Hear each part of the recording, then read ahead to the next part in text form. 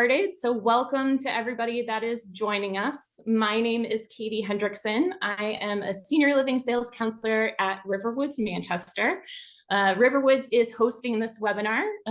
So we are going to talk about New Hampshire real estate update and selling in the off season, if that's applicable to you or maybe applicable in the future.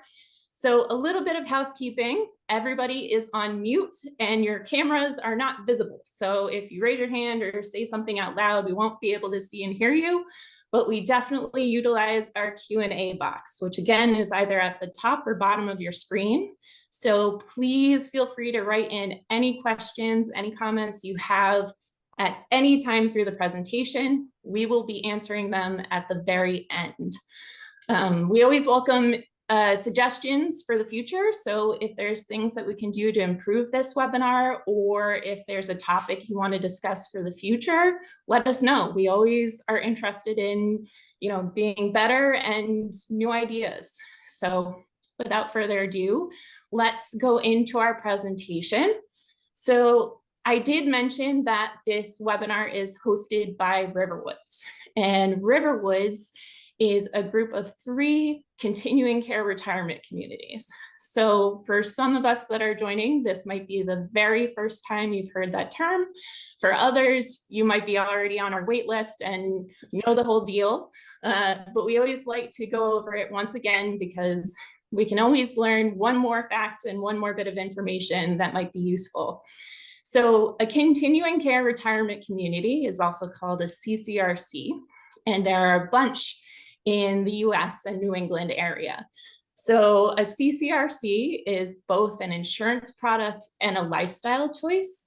And we at Riverwoods like to advertise it as an insurance product because it gives you so much peace of mind that other styles of community just can't, attain.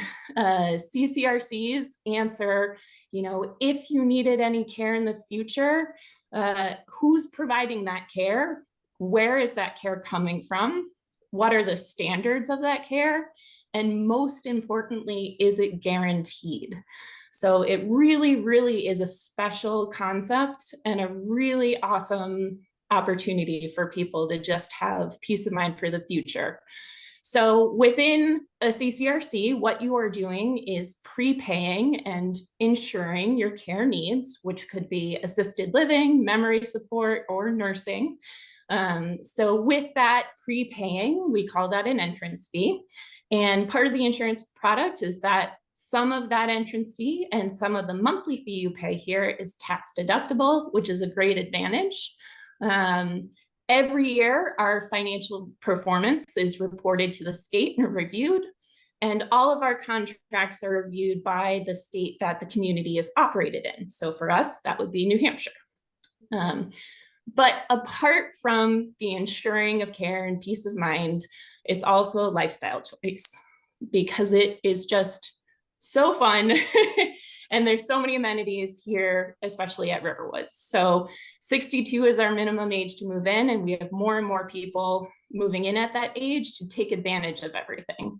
So you would move in at an independent living level, and what you get is transportation if you want it, educational opportunities, committees to be a part of, obviously social opportunities since you're in a community of new friends and acquaintances, but most importantly, to stay in control of what your future looks like.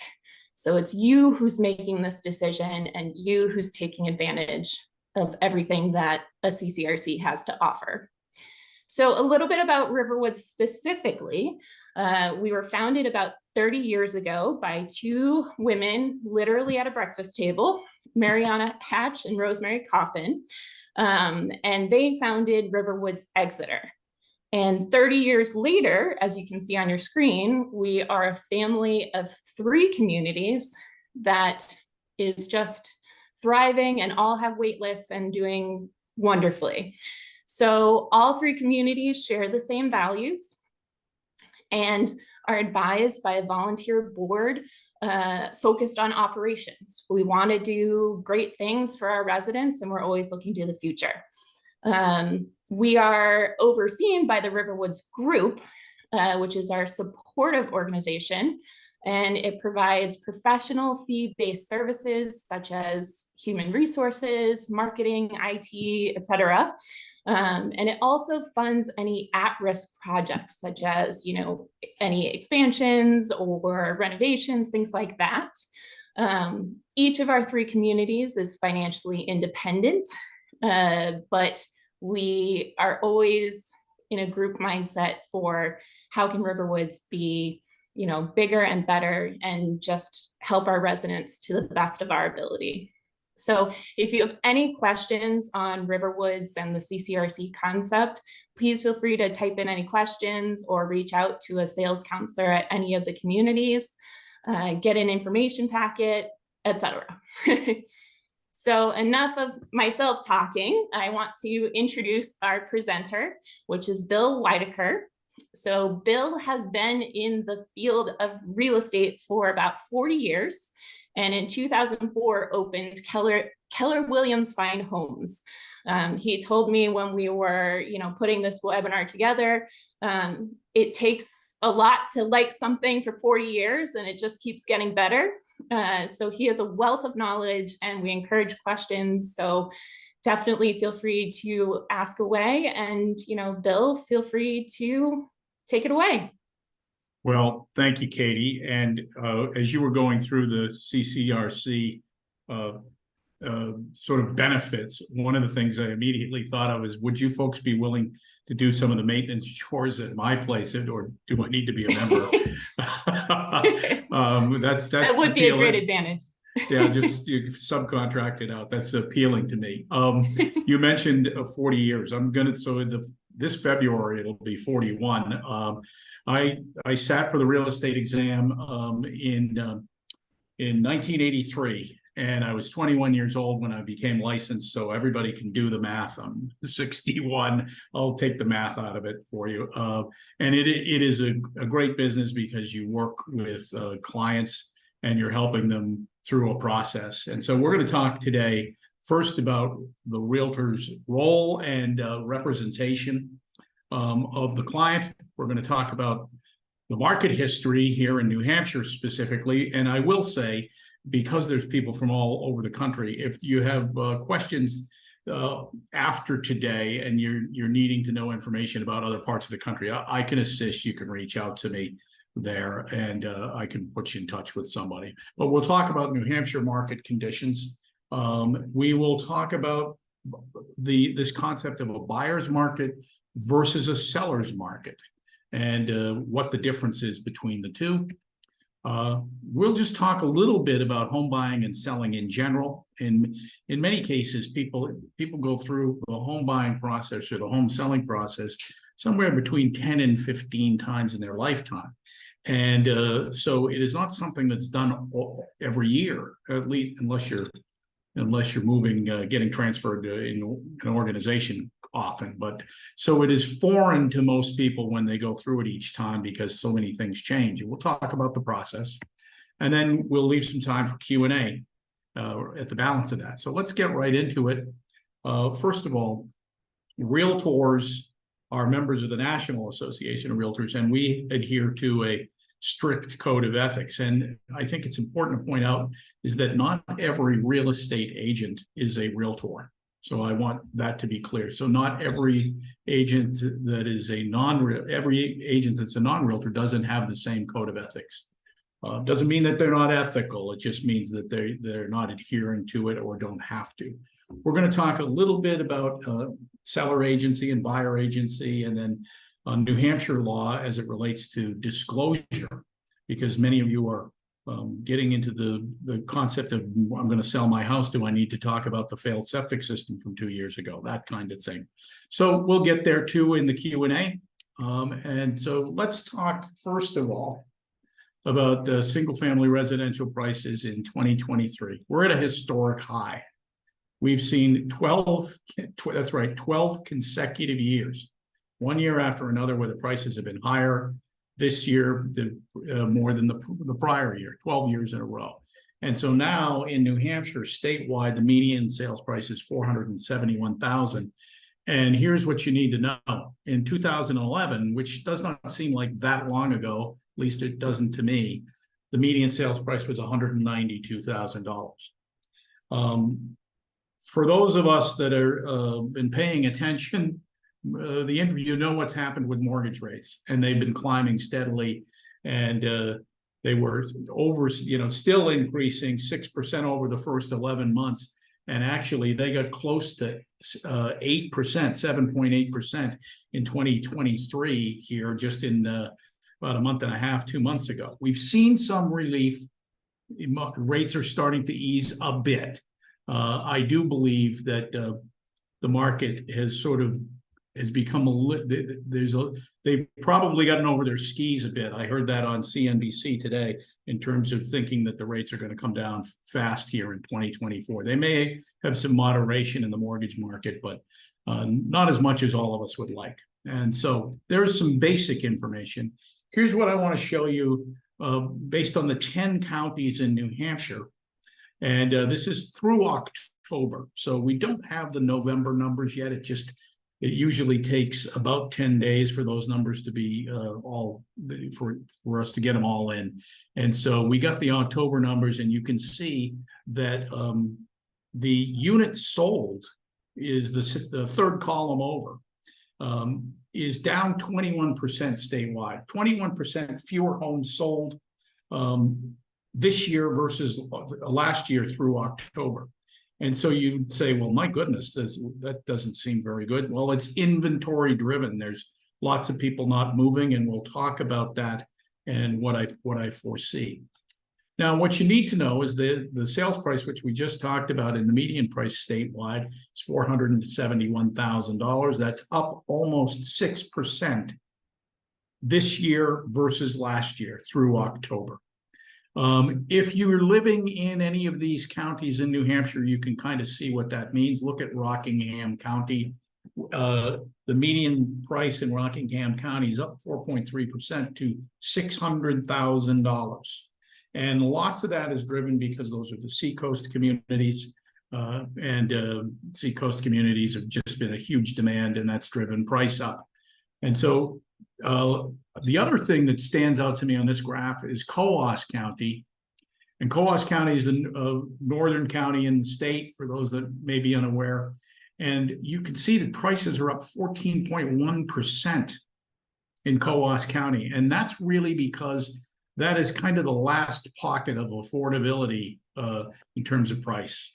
The median price in Coos County is $228,000. So you can see why those numbers are up 14% versus last year. I love putting these numbers together each time I come to the River Woods community. Some of it's repetitious because it's history, but this is 25 years of information here. So you can see in 1998, the median sales price was $127,500.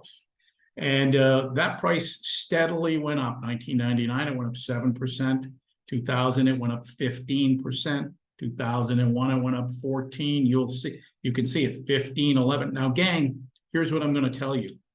Those double-digit appreciation numbers are just we call it the unsustainable boom. Prices went up from 1998 to 2005, 112%.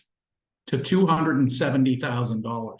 I want you to keep that number in mind, 270 and 2005. You'll see why as we get a little deeper here.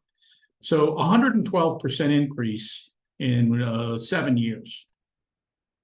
And then the financial reversal, the Great Recession, as it was called. You'll notice in 2006, there starts to be a little peel back in units, a big peel back, double digits, and then pricing drops just under 2%. 2007, close to 2%. Then we're in full bloom. 2008, 10, 2009, 10, and then a little bit of a correction in 2010, where it was up 1, and then 11, down 6. You'll notice there, now $270,000 median sales price, and in 2005, is now $201,000 in 2011, a 24% drop. And then notice what happens. From 2012 through to 2022, you can see the appreciation rates year after year after year after year. And that's been the run that the market has gone on. I want to draw your distinction to 2017. You'll notice the median price at the end of 2017 was $266,000, not $270,000 that it was in 2005. So you can see a dozen years has gone by before we get above the median price of 2005 into the 283 range. Prices have gone up 118% from 2012 to 2022, that 10-year run. And we've really seen, a dozen years of price increases, every year being a little better than the last. It's really, this is it. It's about the inventory. We are in a active housing shortage, pretty much nationwide. And I'll tell you, we've got a metric here that I'm going to show you about where it relates to pre-pandemic active listings on the market versus today. And there are pockets of the country that we're calling real estate inventory deserts, meaning there's just so barren of inventory. You'll see in a moment. It really is supply and demand. Inventory had been high 9 to 10 years ago, and most of that is gone. It's been bought up, and with decreasing inventory and this huge demand that has continued to happen, in spite of the mortgage rates, prices are the only variable, and they've been driven up. As I said, they're up 6% this year versus last year. Certainly slowing, but not anything that indicates to me we're going to see a retreat just yet. We had a shortage before the pandemic, and then the pandemic hit, and we saw this in the early part of it. We saw this huge job loss, tons of anxiety. Some parts of the country, people weren't able to buy or sell real estate. It was considered non-essential, and so the market just stopped. In New Hampshire, we were more fortunate. People were able to move and under stricter guidelines. But with the uncertainty and an inclination to stay put, the inventory shortage became kind of a crisis. And so to give you an idea of how low inventory is, here's a graph. And yellow on this graph is single-family homes, and blue are condominiums.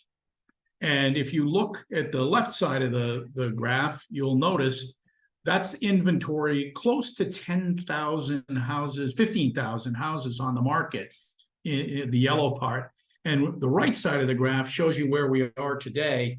And as of this morning, there were about 1,400 houses in the whole state on the market, active to be purchased. And you'll notice the same is true with the blue line, condominiums. It's almost a flat line from 2020 down, and to the point where we really have, as of this morning, again, 350 condominiums on the market statewide.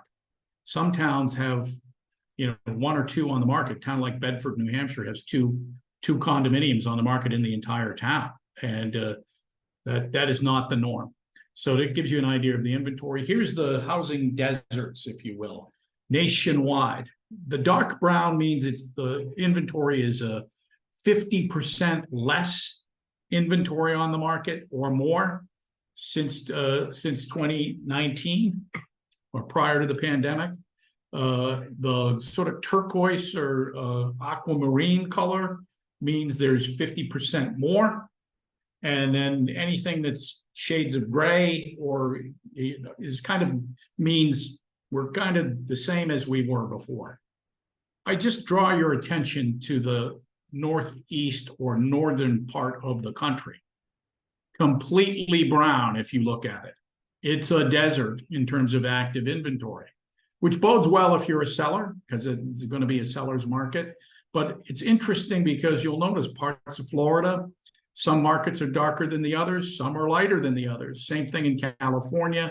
Much of the middle part of the country is really sort of seen inventory kind of the way it was, which we only know. Our perception is based on our own local reality, and we think it might be that way everywhere. And so you need to know that we are in a real estate desert in the at least in the short term. And when I say short term, it's probably going to be the next 24 months before we start to see some kind of a balancing of the market, in my opinion, unless there's some huge event and which could change things.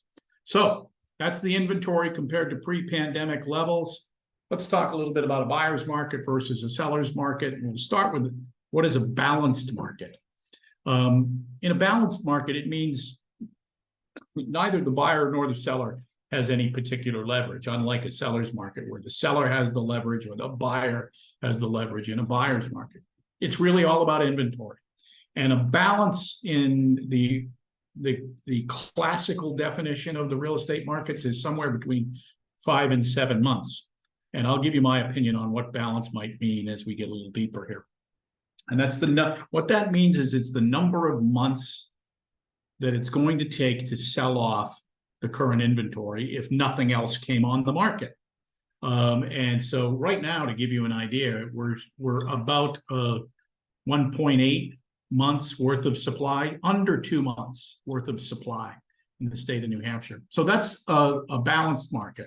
A buyer's market, and I'm going to just point out, I noticed in the slide this morning, just too late to change it. We got two errors on the next 2 slides, and I'll point it out. A seller's market means this: no inventory on the market or very low. Sellers have got the leverage. And if you have friends of yours that have sold houses, or if you've sold a house in the recent history, you'll notice there's lots of multiple offers coming in, cash in some cases, people waiving all kinds of conditions in order to be able to get the house, paying more than list price. Lots of creativity because buyers were and have been a bit desperate. And buyers likely to offer over asking price. And I have here typically 8 or more months supply. The next slide, if you look, where it says typically 4 months, that's what it's supposed to be. When you have less than 4 months worth of supply, let me go back, less than 4 months worth of supply, you're in a seller's market. So, and when you have more than 8 months of supply, you're in a buyer's market. That being said, the buyer's market means there's plenty of property on the market, like we saw back in 2011 or 12, where there's close to 15,000 single family homes, plenty to choose from. And the sellers were more willing to offer incentives, get more realistic on pricing, adjust their price more quickly, things of that nature in a buyer's market, and willing to pay closing costs, willing to leave amenities that might typically go. You get the point as it relates to the a buyer's market. You're working to entice them to buy a property when there's plenty to buy. Again, here's the supply of inventory, and you'll notice yellow is 2 months of supply, and condos currently is 1.6. So I said 1.8, meaning it's I wanted to give you a middling number there. But now you'll notice in 2021, we only had 1.3 months supply on single family homes and 1.1 in condos. And while that's gone up incrementally in the last couple of years, it's nothing that is indicating to me we're going to see a major shift here. We just don't have enough current inventory on the market because prices are so high and interest rates have been so high. It's affected affordability, which this may cause pause if the mortgage rates don't moderate themselves, and they appear to be doing just that. But to give you an idea, in 2013, in January, the median household income was $300, which means it was 3 times greater than what was going to be three times greater than what was going to be necessary to afford the median priced home. Now that number in 2023 is 58, which means the median price, the median income, household income, is 58% of what is necessary to afford the median priced home. So that does not mean that we're seeing buyers not buying. It's just, what are the qualifications of the buyer? And we've seen some buyers have to go on the sideline because they're not making enough money. The sort of hard news in all of that is that they haven't seen any relief in the rental market either. There just isn't enough rental property out there. There's about a 1% vacancy rate in the city of Manchester, and that gives you an idea that there's been plenty of upward pressure on rents as well. So the affordability index is something that we need to take into account, because it will create kind of a flattening eventually if the rates don't moderate down into what I'm going to say the low 6s to mid 5s, because people just can't. Many buyers can't afford to buy. I love this graph because this tells you about mortgages and the mortgage rates. The big blue chunk of that pie is 44.7%. Call it 45. Those are folks that have mortgages with an interest rate between 3 and 4%. And then if you look at the next biggest chart, the darker blue, 26% have less than 3% mortgages. 71% have mortgage rates of 4% or less in this country for those that have mortgages. So that gives you a really big clue as to what's going on there, but especially homeowners that might move but have a 3% mortgage to trade it in for a 7% mortgage. There's not a lot of motivation.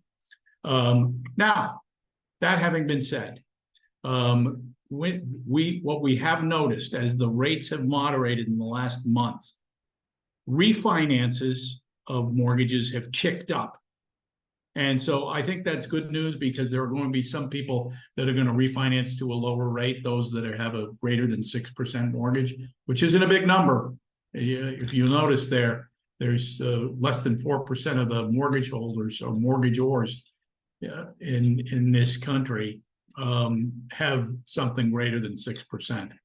So that tells us a lot. As a matter of fact, the chief economist of the National Association of Realtors earlier this year predicted that the divorce rates in the country might actually tick down ever so slightly because they loved their 3% mortgage more than their spouse. And so they weren't going to get divorced. But I don't know whether that's come true or not, but gives you an idea how popular the low interest rates were.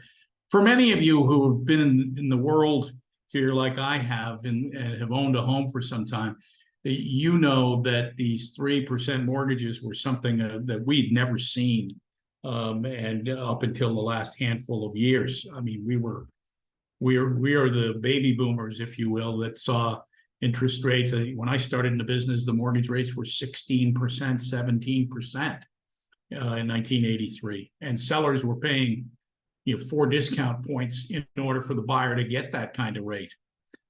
Moving on, what's happening locally? All real estate's local, of course. And so, as I said, if you want a more detailed idea about your town, we can provide that for you. Certainly, you can reach out. Now, here's Hillsborough County. These charts are I'll move through them quickly because they're a little small here. But the median sales price in Hillsborough County is $500,000. And you can see that it's sort of steadily gone up.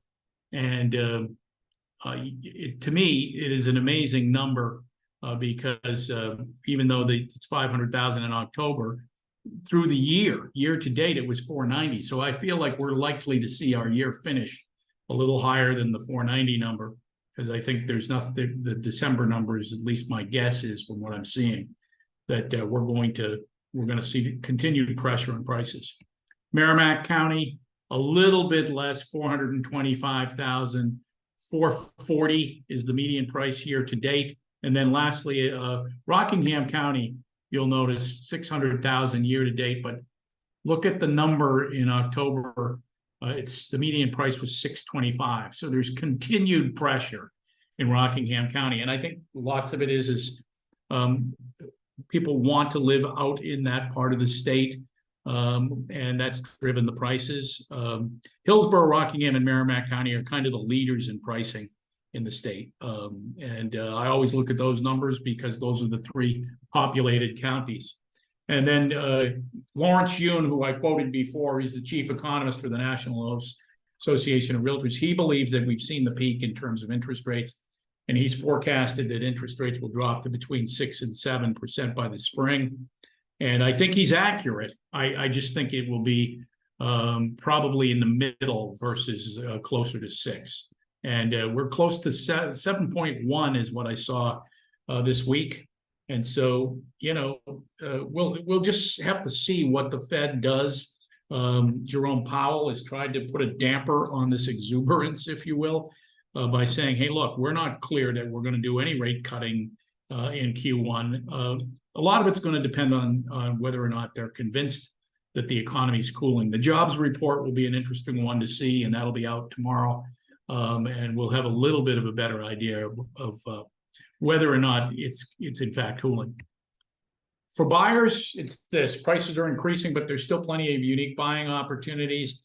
And what we've said with most of our buyers, look, if you can lock in the payment that works for you now, and houses are still very unique. And if you can lock that in, should rates go down, and while we think they will, I'm not willing to offer any kind of a guarantee to our clients to say, should they go down, you could certainly refinance then. As a matter of fact, there are lenders out there now who are willing to offer some form of incentive to refinance with them for low or no costs, kind of a thing, because you're getting the mortgage from them in the first place.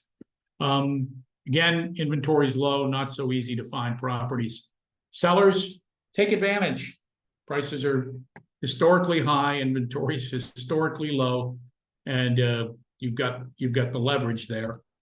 And then the bottom line is it's still a seller's market. And I will just say, we talked about the title of this is the off season. And when I first started in the business, there was a definite seasonality in the real estate business. More people put their homes on the market in the spring, and we saw this huge increase of inventory and a huge increase of buyer activity. And now, because inventory is such that it's low, we are close to the lowest numbers of the year right now. There's an opportunity through the holiday season, and we've represented clients last holiday season and early in the year, January, February, where they were able to negotiate with a buyer and sell the property and give up, even close on the property and stay in possession until some date certain in the spring, and then move then. And so there's a lot of that going on. So don't necessarily think you should wait if you don't want to wait. And I would say talk to a real estate professional and think about your timing. One of the things I will say is that when people decide they're going to move, they say, well, I'll move in the next few months, 4 months, 3 months, 6 months. And then something happens. Something great might happen, and they go, oh my God, we got to get the house on the market immediately now. And they're not ready. And so engaging a real estate professional is a good first move, because the timing is still in your control, and let them work with you to get everything ready so that in some cases, pictures can be done and things of that nature. So really it becomes very quick to go to market versus having to take 2 months or 3 months. And engaging that professional. Also engage a real estate professional, realtor, before you start spending money in your house, okay? Because we might recommend you not spend money on certain items that could be, give you no return. So choose a realtor, determine your value, inspect the physical plant of the property, and then, make some preparations. Staging if necessary. It's really property preparation more than staging. It seems to be a widespread thing because we've got gotten so used to HGTV and that everything's got to be staged, and not everything does. And so that's it for me. This final slide is yours, Katie, and then I'll take any questions. Thank you so much, Bill. That was really informative. As someone who is trying to be a future buyer, I've been taking my own notes for this presentation. So, now is the time to ask any questions to Bill. So again, feel free to take advantage of your Q&A box and type in any questions, things you want to learn more about, any clarifications on anything that was discussed. But while we sort of give it a moment, I do want to let everyone know that for Riverwoods, we have a very special announcement, which is that we are going to be launching our new unified website on the 12th. So instead of having 3 separate domains for Manchester, Exeter, and Durham, there's going to be a one-stop shop, and then we'll lead you everywhere you want to go in terms of community interest, floor plans, etc. So on your screen is the new website, which is riverwoodsnh.org. And it's more user-friendly, a better layout, and just altogether a great improvement on our individual sites. So we hope that you enjoy it, and definitely let us know if you have any comments towards the new site. But again, that will be launching on the 12th. So let's go through some questions. Katie, I'm gonna stop the screen share. Does that make sense? It either works fine. You can stop that and just have our pictures on the screen. There we go. All right, so the first question, I think, goes back to a previous slide of what category do townhouses fit into? And I think meaning condo versus single family home, things like that. They fit into in the state of New Hampshire, into the condominium statistics. Right. So another question is, I've heard on the news that how commissions for real estate are calculated may change in the future. Do you have any insight on this issue? Yeah, there's been a recent lawsuit with regard to the realtors bundling real estate commissions. So in other words, without getting into specific numbers, because there's so many different parts of the country, but first of all, I think the most important thing to take away from here is real estate commissions are negotiable. They are not set or regulated by anybody. So you, as a property owner looking to sell your house, can negotiate with your realtor or any amount of realtors to shop and figure out what might be your best opportunity. And of course, it all comes down to this. It's sort of like pricing of an automobile. There are automobiles out there that have a lower price than others, and some have a higher price. And I always say this, is that in the absence of value, price is always going to be the key indicator. If I can buy the same pound of coffee in one store versus another, and one's $1 cheaper a pound, well, what's the value differential? And so back to the lawsuit case, is there was this bundling of fees. In other words, I'll list a property for a seller client, and I am willing to give a portion of my fee to a buyer agent to entice them to bring their client to buy your house. And the lawsuit, which is now going to be under appeal, has said that there really ought to be a decoupling of those fees, and that because there was this pressure on fees to be higher towards sellers, or fees to, in some cases, there's even a buyer case that's yet to be tried, that says that this class action buyer case that says we could have paid less money in buyer agent fees if we were negotiating on our own behalf.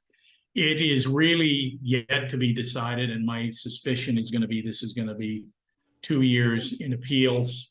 Maybe it'll be settled, but really it comes down to this. The big takeaway for property owners going to sell their houses: have these discussions with the broker you're going to hire, or you're thinking of hiring, and and get a feel for what you're going to get for your money and what they're going to give, if anything, to a buyer agent. So it's just really, I think, honestly, this is very, very good for the consumers out there, because it's going to be a much more vibrant conversation these days between the client, the future client, and the agent, because it's top of mind for everybody. Awesome, thank you. We have another question. With selling a year or two down the road, how far in advance should we be working with a local realtor? So I would say this, and I don't know where this individual is from, but I will just say this to you. Start with them now, because you don't, we've had clients of ours who I can remember we had clients of ours that we engaged with them years in advance. We actually took photographs of their property, the exterior of their property and the interior of their property, just in case they wanted to put it on the market. The photos would be done. We wouldn't have to wait for our photographer. In some cases, as they get busy in the spring, can be, a week to 2 weeks. And we had those pictures for over 2 years, to the point where some of the interior pictures, they changed the paint colors in the room in a couple of cases. So, but lots of it is planning. And so you can, for really just no risk at all, have the conversation with a potential agent. You're kind of trying before you're buying, meaning you're getting a chance to meet with them, talk to them, get a sense of what their advice and wisdom would be. And, you might never choose to move, but should you choose to move in the 2 years on your plan, you're ready. Should you choose to move more quickly, there's a lot more peace of mind because lots of the work's done, and the agents can do a lot of stuff ahead of time too, get paperwork and getting all the deed, the deed and tax information and rooms measured, all that stuff that normally takes time. It can be done in advance. Yeah, that's actually really interesting. We had a resident do advanced pictures for their home because one of their big selling points was the fall foliage here. Yep. But we're selling their house in the winter, so they got the pictures done in the fall to show all the seasons that exist in their house. So yeah, and believe it or not, winter shots are not unpopular either. The only thing I would say is do it typically when you've got a fresh blanket of snow, so it looks like a winter wonderland versus the browns, sort of road salt snow that we might see. Exactly. Actually, right on topic, any tips on staging home for winter or early spring sale of home, well, apart from the fresh blanket of snow? Yeah, it really is this. Staging evokes a feeling, and it's the reason why, if you look at model homes and new construction neighborhoods and things of that nature over the years, the reason those things were done is because people walk into a property and they start to say, okay, this is how I'm going to live. And we tell people, look, you don't live in your house the way you're going to get it looking when you're ready to sell your house.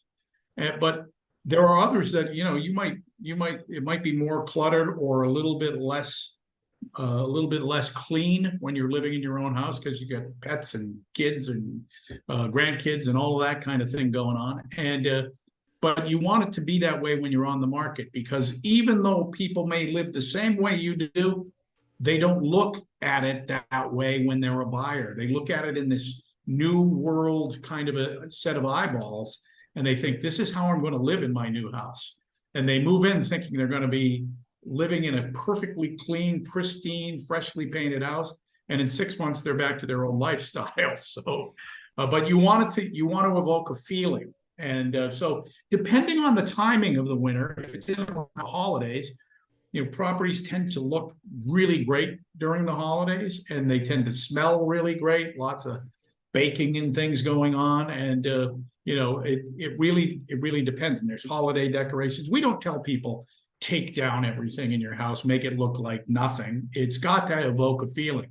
And so I'll give you one example. There might be a wall where you've got 100 photographs on that wall, and you might not need 100, but you don't take down every family photo. You might say, all right, we're going to make this look well, we're going to have pictures of the family up there, but we don't want it to look so cluttered that they get lost thinking, oh my God, I can't even think in this room. It's so overwhelming. So that's a good conversation to have, again, in advance. If you've got the time, engage with us or engage with somebody to take you through that.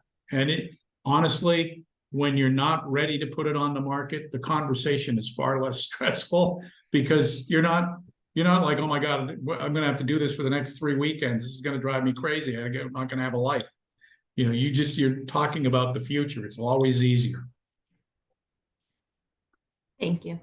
You're welcome. So what are the disclosures required or important to pay attention to, et cetera? Yes. So as a property owner selling a property, the realtors have a uniform disclosure form, and it is just a Q&A that the property owner goes through. And my best advice on disclosures is if you know of something that might be derogatory about the property, when would be the best time for the buyer to know that? And in my opinion, and this is borne out over the years, is if you're able to disclose because you know about it. When I say able, you can't disclose something you don't know, but when you're able to disclose prior to the buyer purchasing, they're far more likely to take it as with its warts, if you will, than finding out after the fact. And so I'm a big believer in using the uniform disclosure form provided by the realtor organization. And that way, you as a property owner have a lot less likelihood to be drawn into a failure to disclose material defects about the property. All right. So next question is, do you have any insights about agencies such as We Buy Ugly Houses and others like it? Well, I want to be respectful of all buyers out there, and that is my experience has been that these organizations are willing to buy with the idea that they're going to buy the property without, in some cases, offer cash, very easy terms, and they'll sell it later.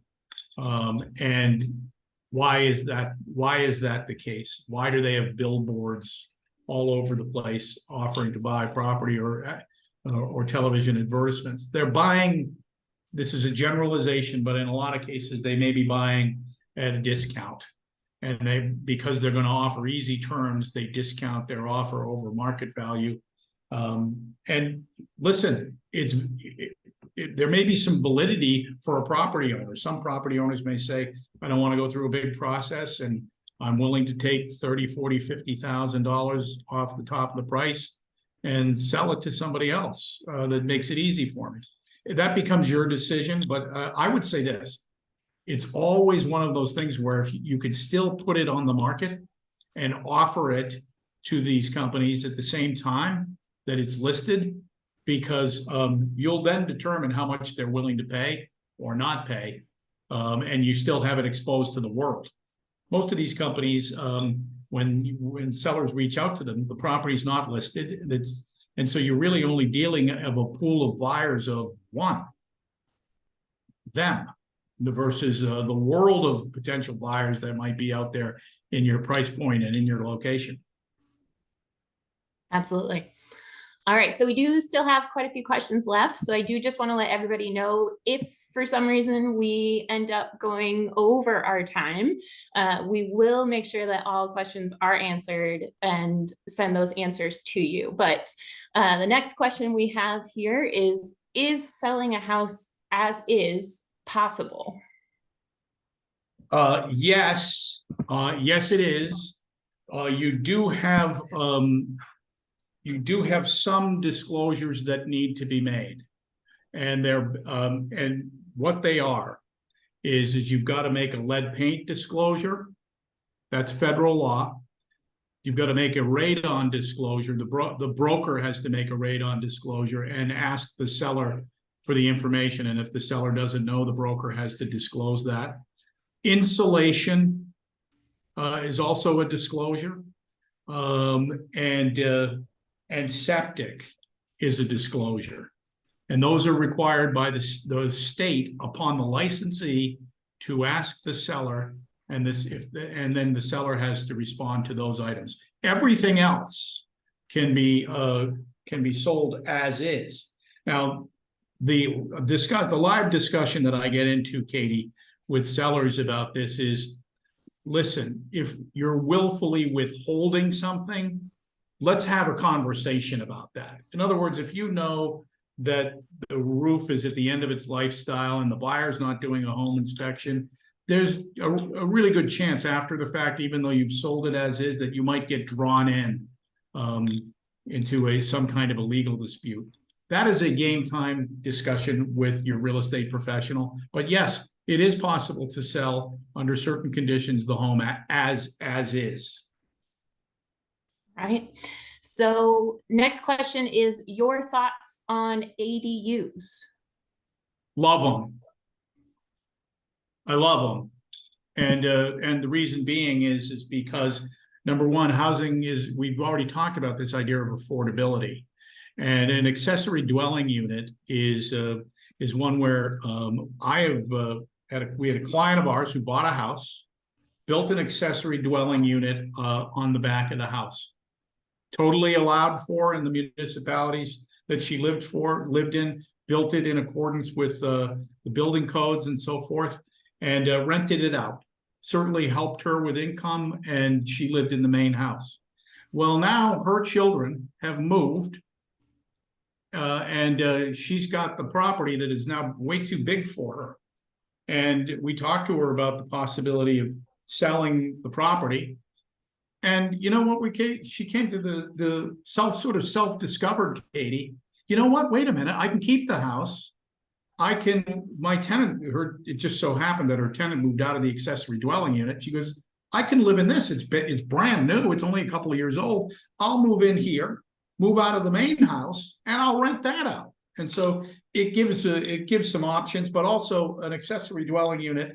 We've had clients that moved. We had one client sell a house with us, moved into a family member's house and built an accessory dwelling unit. It was his and hers daughter, and they moved in with their adult daughter and her family, and in an accessory dwelling unit. So I don't mind them at all. I think if there's any way we can increase the housing stock with little to no risk, it's that way. And look at the way this country was built in the early days, especially in municipalities. They were built with 2 families and 3 families and 4 families, and that's why if you take a city like Manchester, you see 3-deckers and 4 families and 2 duplexes all over the place.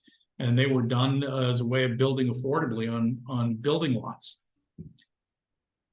So there's actually an add-on question a little bit farther down, which is how much have you seen good ADUs add? And there's a sub-comment of, we have a beautiful ADU, 880 square feet, and it seems like the appraisers are hardly giving it any value. Well, don't worry. Now, if you mean by appraisers, tax assessors, don't let that bother you.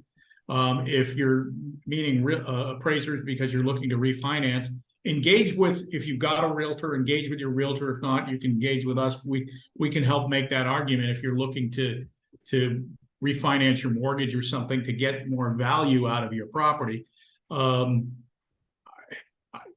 My personal feeling is they should treat the accessory dwelling unit on a single family house as what it would cost to add that.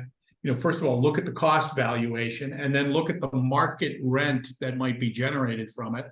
Appraisers can, when looking at both of those things, they also now, because they're a little more prevalent, they can use sales comparison data, but you might need to engage somebody, a realtor, to also assist you there. But there's more and more acceptance of accessory dwelling units, especially if they're done with permits. Awesome. Next question is, how are sales of second home properties going? I have a home near Waterville Valley, New Hampshire. Second homes are still going very, very well, and here's why. There's been no dilution of value in secondary homes. Usually when markets have these huge corrections, that's one of the first things we start to see is second homes, because people start to say, well, I'm not going to, things are tight, I'm not going to buy a vacation property, or things are tight, we'll keep the main house and sell the vacation property. And so because of those two reasons, you get an increase in supply and a decrease in demand, and those are the first things to get hit. However, the big variable that has happened in this current time versus all other current times is VRBO and Airbnb is something that's really only happened in the last 10-ish years. And so because of that, there's plenty of people who are buying vacation properties strictly as investments. And so providing there is not a restriction on the rentability of the property, that's really helped keep the values propped up on vacation properties. There's been no deletion of value at all. So get some good skiing in at Waterville Valley. I was thinking the same thing. So who does the most legal work for a sale, the buyer's agent or the seller's agent? Well, first of all, legal work. It's important to realize is that realtors and real estate agents are not attorneys.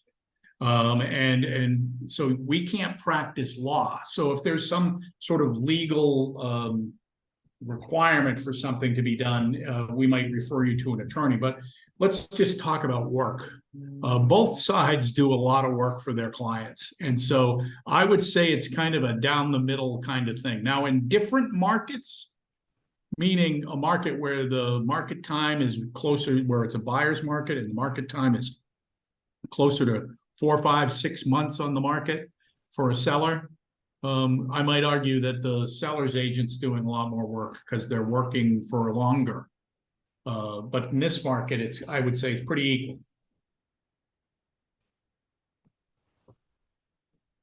All right. One question we have is, how do you choose a realtor when you have several friends who are realtors? Pick me. Well, I think the most important thing is, you might hear this as you think, well, I can't pick any of my friends because I don't want to upset any. And I will say, having worked with so many friends of mine over the years, there's more pressure on the agent when working in a close relationship with family or friends. And that's a good thing.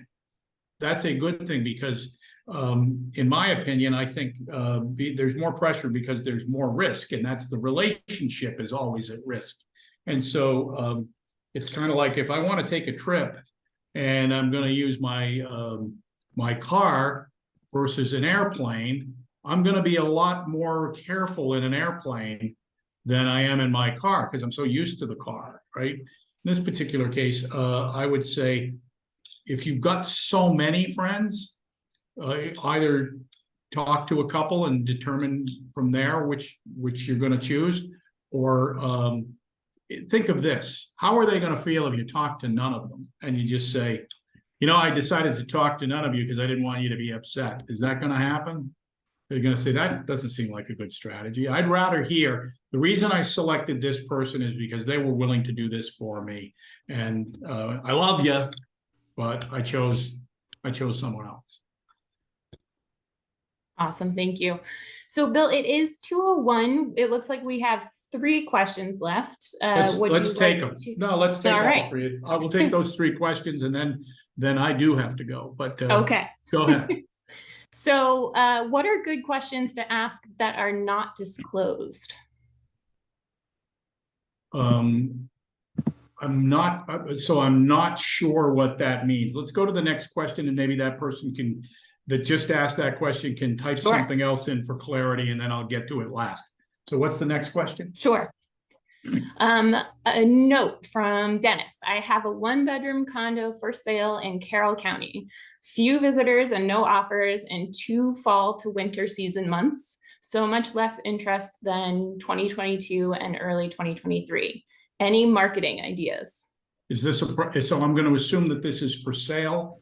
And if it's for sale, what I would suggest is that you get with the broker that has the listing and have them pull as much data on property sales during this window of winter, if you will, and figure out what has sold last year during those months, what has sold in the year prior to that, and then what's sold this year so far. And just get a determination clearly about whether your pricing's accurate. Because this market is, first of all, the technology is such that the world should know it's available. So I would make sure that it's, that it's listed and available for all to see. And then secondly, if you're not getting activity, even in Carroll County, I mean, you saw that when we looked at the county numbers, they're up everywhere. And so I would just sort of get a sense whether you're priced in the market or just outside of the market. Get with your broker. If it's not currently listed, have a discussion with them or somebody that's pretty active in your town. All right. So there wasn't a comment on the other question, but is it a positive or negative to sell a home partially or fully furnished? That is a loaded question. And so the answer is it depends. And reason being is some properties look better empty. But think about this. Have you ever moved out of your house and you move out and it's completely empty and you go, oh my God, look at these carpets. Oh my God, this needs to be painted, or oh my God. So sometimes furniture will help. And so I think it really comes down to a visit with a real estate professional to give you some guidance there. That may be a personal visit on the property itself. And it really does depend. Some properties look awesome empty. Some look awesome with stuff in them. So, and not the other, right? In other words, if you started putting stuff in, it might be too cluttered. So that's a game time decision, as I said before. That's my safe answer is it always depends. So it does look like we got a reply back on that original question. So good. What are the important and best questions to ask to fully know as much as can be possible before buying a property? Oh, okay. So they're coming at it from the buy side. So here is the really important thing that I would be looking at.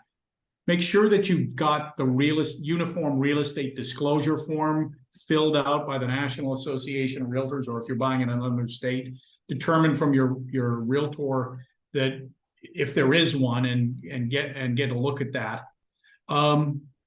We recommend to our buyers that they get home inspections, because even in a market like this, we're finding sellers are more willing today to offer some terms that are more buyer friendly. A home inspection helps a lot, and there's also warranties that can be purchased prior to closing. They're easier to buy prior to closing, and that may be something to consider. Home warranties are gaining in popularity in the Northeast.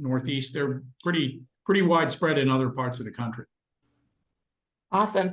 And then just one really quick question that popped in, if you don't mind, which is MLS, Zillow, Realtor, Redfin. Do you think the Boston Globe and New York Times real estate sections are good? So all of them, some of the listing aggregating applications out there, Zillow, Realtor.com, Redfin, any of them, even certain real estate websites are good. But here's what I'll tell you. This market is one where the technology does not know about an upcoming listing prior to the real estate companies and agents. The technology is actually slower than the market. And so oftentimes, like, we have a firm like ours, we have 420 agents.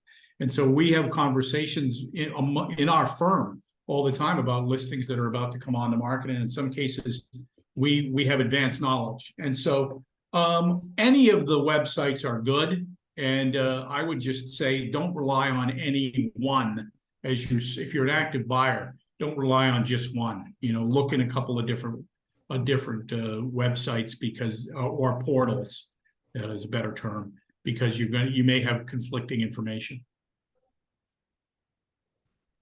So basically, just do your research. Or have someone do it for aspects. you. Yep. Yep. Correct. Well, those are all the questions that I see. So Bill, thank you so much for your knowledge and help in this webinar. It really was quite informative. And for anybody that's still on our webinar, if you have questions after the fact, feel free to just reply to your registration link that you would have received when you signed up, and we'll answer them. But any questions you have about real estate, Riverwoods, definitely reach out. And thank you again, Bill. Well, and this was a we'll blast. See everyone. Yes. And we'll see everyone at our next event. All right. Thank you, Katie. We'll see you. Thank you. All right. Bye-bye. Bye-bye.